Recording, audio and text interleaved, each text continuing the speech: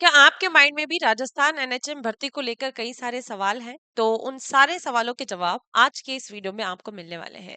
नमस्कार, मैं मनीषा। स्वागत है आपका आपके अपने चैनल एमएलटी एजुकेशन पॉइंट पर। कैसे हैं आप सभी? तो आज हम बात करेंगे कि जैसा कि स्टूडेंट का सवाल है कि क्या अदर स्टेट वाले एनएचएम की जो वैकेंसी आई है राजस्थान की उसमें अप्लाई कर सकते हैं या नहीं कर सकते हैं, और अगर कर सकते हैं तो जो रजिस्ट्रेशन मांगा गया है पैरामेडिकल काउंसिल से वो रजिस्ट्रेशन कैसे होगा, और रजिस्ट्रेशन के लिए क्या क्या डॉक्यूमेंट लगेंगे उनके बारे में हम बात करेंगे, जो कि बहुत ही बड़ा सवाल स्टूडेंट के लिए बन रहा है। काफी स्टूडेंट को इसमें परेशानी आ रही है कि क्या एमपी वाले राजस्थान में रजिस्ट्रेशन करवा सकते हैं या नहीं करवा सकते, और अगर करवा सकते हैं तो क्या प्रोसीजर रहेगी, कैसे करवाना होगा, और क्या राजस्थान वाले एमपी में रजिस्ट्रेशन करवा पाएंगे या नहीं करवा पाएंगे। ये सारे सवाल आज के इस वीडियो में आपको मिलने वाले हैं। ठीक है, सवालों के जवाब आज के इस वीडियो में आपको मिलने वाले हैं। तो चलिए बात करते हैं हम। उसके लिए थोड़ा सा मैं आपको जो एनएचएम की भर्ती है उसकी एक पीडीएफ में एजुकेशनल क्वालिफिकेशन के बारे में बताया हुआ है। जो रूल बुक इसकी आई है, इसका नोटिफिकेशन सभी के लिए अलग अलग है। फार्मेसी वालों के लिए अलग है, जो नर्सिंग वाले हैं उनके लिए अलग है, लैब टेक्नीशियन के लिए अलग है। तो सभी का एजुकेशन क्वालिफिकेशन आप देख सकते हैं। लेकिन एक चीज इन्होंने कॉमन ली है, नर्सिंग वालों के लिए, फार्मेसी वालों के लिए भी और मेडिकल लैब टेक्नीशियन के लिए भी, कि जो राजस्थान पैरामेडिकल काउंसिल से रजिस्ट्रेशन है, मतलब आपका ट्वेल्थ तो डीएमएलटी से, ट्वेल्थ साइंस से होना चाहिए, बायो से होना चाहिए। तो संविदा मेडिकल लैब टेक्नीशियन की अगर हम बात करें तो उसमें senior secondary in science with biology subjects, मतलब कि आपका ट्वेल्थ तो होना चाहिए बायो से।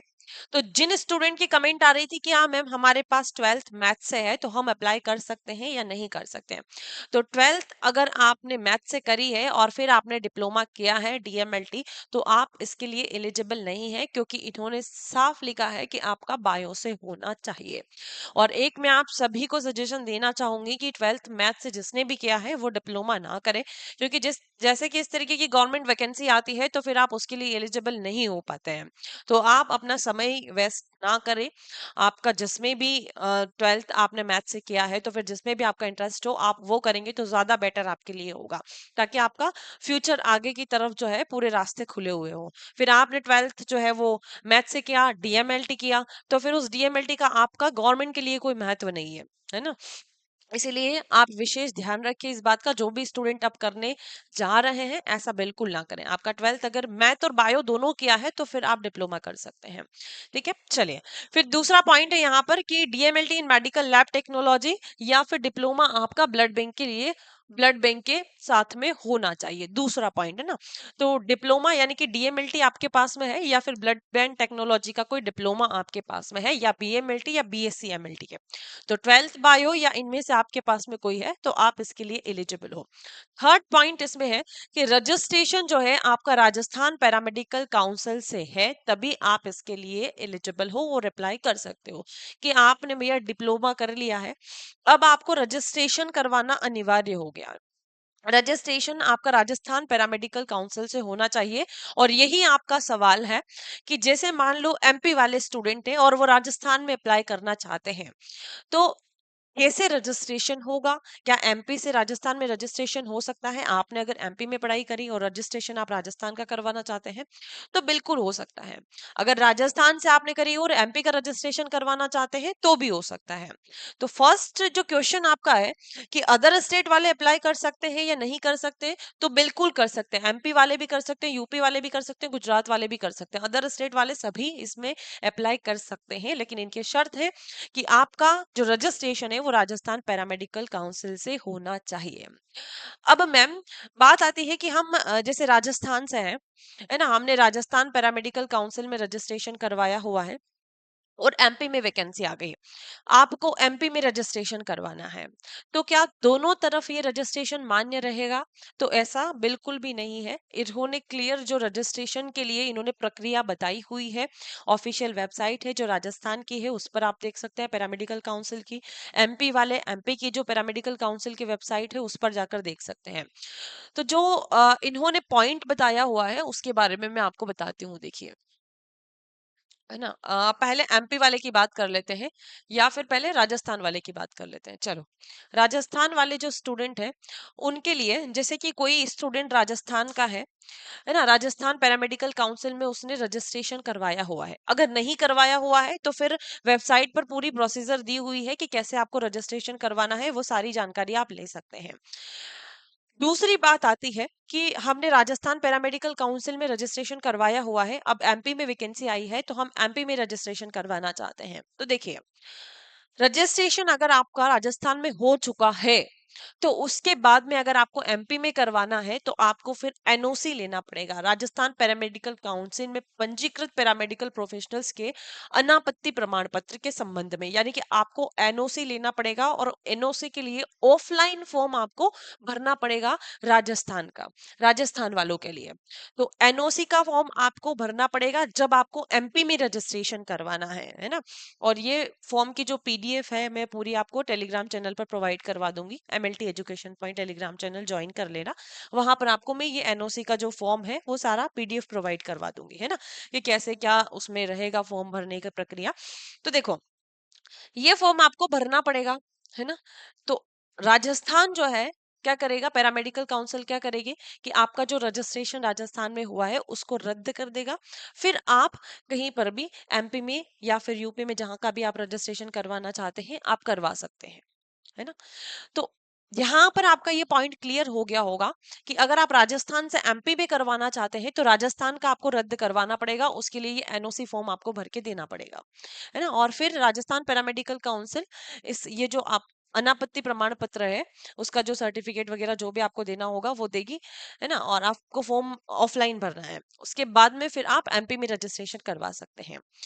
तो जो भी स्टूडेंट राजस्थान के एमपी में भरना चाहते हैं वो एमपी में रजिस्ट्रेशन करवा सकते हैं और भर सकते हैं वैकेंसी, जैसे कि ग्रुप 5 की वैकेंसी आई हुई है। अब वो परमानेंट वैकेंसी है, मान लो जिसने करवा लिया रजिस्ट्रेशन, अब वो फिर से राजस्थान में रजिस्ट्रेशन ना करवाएं एनएचएम की वैकेंसी के लिए। आप अपनी तैयारी अच्छे से कीजिए। आपने अगर एमपी में रजिस्ट्रेशन करवा लिया है राजस्थान वालों ने और आपने अगर ग्रुप 5 वैकेंसी में अप्लाई किया है तो आप अपनी तैयारी अच्छे से करो, है ना। एनएचएम की वैकेंसी है ये, वो परमानेंट वैकेंसी है, तो उसके लिए आपको ज्यादा एफर्ट लगाना है, उस पर आपको ज्यादा फोकस करना है। तो आपने रजिस्ट्रेशन करवाया है तो उसका फायदा उठाओ और अपनी तैयारी अच्छे से करो। अब बात आती है एमपी वालों की। तो एमपी वालों के लिए क्या दिक्कत आती है भैया, देखो, तो रजिस्ट्रेशन के लिए मैं आपको बता दूं, जो एमपी की वेबसाइट है पैरामेडिकल काउंसिल की, वहां पर जाकर आप रजिस्ट्रेशन करवा सकते हैं। यहाँ पर मैंने ये वेबसाइट ओपन करी हुई है ना। इस वेबसाइट में पूरी रजिस्ट्रेशन की प्रक्रिया दी हुई है कि कैसे आपको रजिस्ट्रेशन करवाना है। और इसमें भी वही चीज होगी कि आपको एनओसी का जो फॉर्म है वो अप्लाई करना होगा, लेकिन राजस्थान में ये फॉर्म जो है वो ऑफलाइन ऑफलाइन अप्लाई करना होता है और एमपी में आप सारी प्रक्रिया जो है वो ऑनलाइन करते हैं, है ना। तो बस इतना सा डिफरेंस है, बाकी इसमें भी आपको एनओसी तो लेना होगा। ये ओपन क्यों नहीं हो रहा है भैया।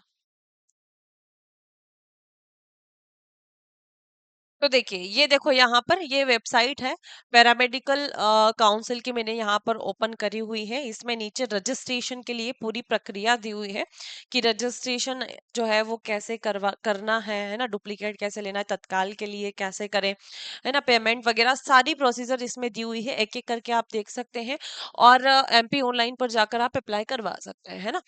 तो ये तो हो गई आपके रजिस्ट्रेशन करने की प्रक्रिया एमपी वालों के लिए। वैसे ही राजस्थान के लिए भी जो प्रक्रिया है वो राजस्थान पैरामेडिकल काउंसिल की जो वेबसाइट है उस पर दी हुई है, तो वहां से आप रजिस्ट्रेशन करवा सकते हैं। और अगर आपको राजस्थान से एमपी में करवाना है तो फिर आपको इस तरीके से, इस प्रक्रिया से गुजरना पड़ेगा कि एनओसी फॉर्म भरना पड़ेगा ऑफलाइन, उसके बाद में फिर आपका राजस्थान का रद्द होगा और फिर आप एमपी में करवा सकते हैं।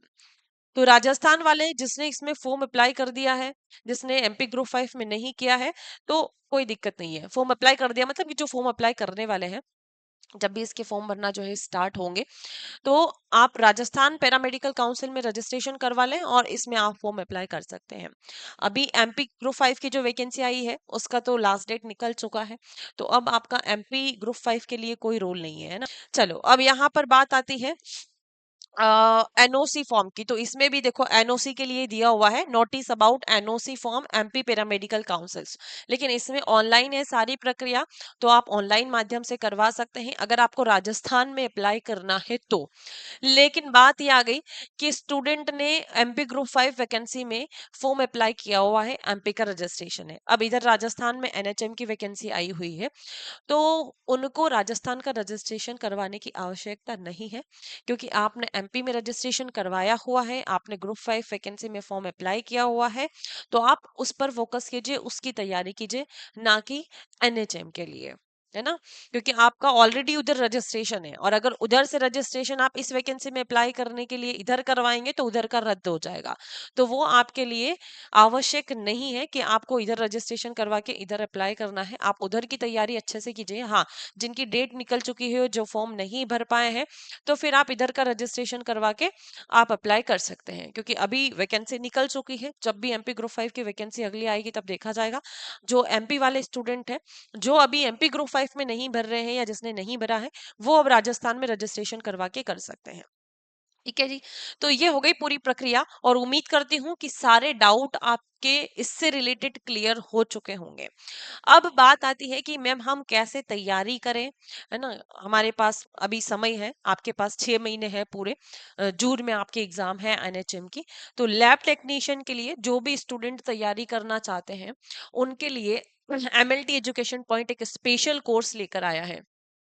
ये रहा Rajasthan NHM and RMEC lab technician के लिए एमएलटी एजुकेशन पॉइंट एक स्पेशल बैच लेकर आया है ना, जिसको ज्वाइन करके आप अपनी तैयारी बहुत अच्छे तरीके से कर सकते हैं। आपके पास में अभी काफी समय है, 6 मंथ पूरे के पूरे आपको मिल रहे हैं तैयारी करने के लिए, तो अभी से लग जाइए अपनी तैयारी में, जितनी मेहनत अभी आप अच्छे से कर लेंगे उतना ही लास्ट टाइम में आप कम प्रेशराइज होंगे और ज्यादा अच्छे से सारी चीजें कवर कर पाएंगे, क्योंकि इसमें मतलब 150 क्वेश्चन आपके पूछे जाएंगे, तो नॉन टेक्निकल प्लस टेक्निकल दोनों ही पार्ट इसके अंदर इंक्लूड है, और टेक्निकल पार्ट बहुत अच्छे से इस बेच में आपका कवर हो जाएगा, और नॉन टेक्निकल की गाइडेंस भी आपको दी जाएगी। तो फीचर्स क्या क्या है बेच के आप यहाँ पर देख सकते हैं, इसमें आपको वीडियो लेक्चर भी मिलेगा, है ना, पीडीएफ नोट्स प्रोवाइड करवाए जाएंगे, टेस्ट सीरीज जिससे कि आप अपनी प्रैक्टिस बहुत अच्छे तरीके से कर सकते हैं, जिसमें पीवाईक्यू भी मिलेंगे आपको, सब्जेक्ट वाइज क्वेश्चन भी आपको मिलेंगे। फिर उसके बाद नॉन टेक्निकल का स्पेशल गाइडेंस आपको प्रोवाइड करवाई जाएगी, जितना होगा उतना नॉन टेक्निकल का कंटेंट हम आपको बिल्कुल प्रोवाइड करवाएंगे, और साथ ही साथ उसकी गाइडेंस भी देंगे, है ना। तो देखो इंपॉर्टेंट एमसीक्यू सेशंस भी इसमें आपको मिलने वाले हैं, तो आपकी तैयारी बहुत ही अच्छे लेवल से इस बेच को ज्वाइन करके आप कर सकते हैं, अपने सपनों को पूरा कर सकते हैं। तो तैयारी अभी से स्टार्ट कर दीजिए, काफी समय आपके पास में है। अभी आप ये बिल्कुल ना सोचें कि ये एनएचएम की वैकेंसी है, जो स्टूडेंट इसमें अप्लाई कर रहे हैं, है ना, वो ये सोचकर चले कि आपको आगे जाकर जब भी परमानेंट वैकेंसी आएगी तो एक पूरा कोटा मिलेगा संविधा के लिए, तो वहां पर आपको इसका बेनिफिट मिलेगा, साथ ही साथ तब एक गवर्नमेंट जॉब आपको मिल रही है, ये अच्छी बात है। तो अपनी तैयारी आप अभी से शुरू कर सकते हैं एमएलटी एजुकेशन पॉइंट के साथ, इस बेच को ज्वाइन करके, और इसकी जो वैलिडिटी है वो 6 मंथ की वैलिडिटी रहेगी। प्राइस इसका 2000 है ना, 2000 रुपए बहुत ही मिनिमम प्राइस इसमें रखा गया है, और स्पेशल जो लिमिटेड स्टूडेंट है उनके लिए इसका प्राइस जो है वो 1799 रहेगा, जो कि 5 फरवरी तक रहेगा। 5 फरवरी के बाद फिर से इसका प्राइस जो है वो 2000 हो जाएगा। ठीक है, तो जो भी स्टूडेंट ज्वाइन करना चाहता है MLT education point application download कर सकते हैं। कोई भी समस्या आपको अगर आती है तो आप इन व्हाट्सएप नंबर पर संपर्क कर सकते हैं, चाहे कोर्स से रिलेटेड हो, एप्लीकेशन से रिलेटेड हो, या फिर कोई वैकेंसी से रिलेटेड हो, तो आप इस नंबर पर व्हाट्सएप नंबर पर आपका मैसेज छोड़ सकते हैं। ठीक है, तो चलिए बस यही जानकारी आपको देना था। उम्मीद करती हूँ कि आज की जानकारी आपको अच्छी लगी होगी। रजिस्ट्रेशन से लेकर आपके जितने भी सवाल थे वो क्लियर हुए होंगे। Thank you.